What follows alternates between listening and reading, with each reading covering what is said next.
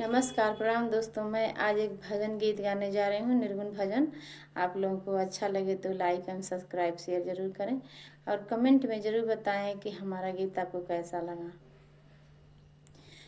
धर्म करियला माया में भुलैला, धर्म करियला माया में भुलैला, का बतलैबा जाके उहमाए राम।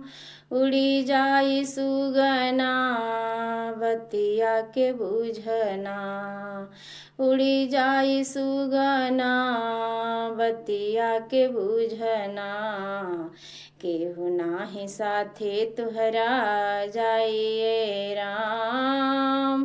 पाछे पछतैबा लवट के न अइबा, पाछे पछतैबा लवट के न अइबा, केहू नाही साथे तुहरा जाइए राम। पाछे पछतैबा लवट के न अइबा, केहू नाही साथे तुहरा जाइए राम।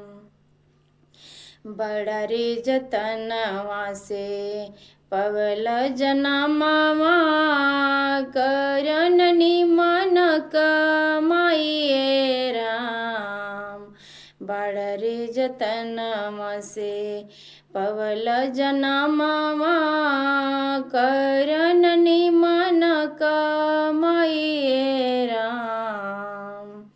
पाप और पुण्य के दुई गो डगरिया, पाप और पुण्य के दुई गो डगरिया, केहू नाही रहिया देखाइए राम। पाछे पछतैबा लवट के न अइबा, केहू नाही साथे तुहरा जाइए राम। जैसन करब तू वैसन पाइबा, साथ न दिही सगा भाइये राम। जैसन करब तू वैसन पाइबा, साथ न दिही सगा भाइये राम। ई दुनिया मतलब के साथी, ई दुनिया मतलब के साथी, अपने से आपन दिल दुखाइए राम। पाछे पछतैबा लवट के न अइबा, कुछ नाही साथे तुहरा जाइए राम। चारि जना मिली डोलिया उठाई है, राम नाम के चादराओ ढाइए राम।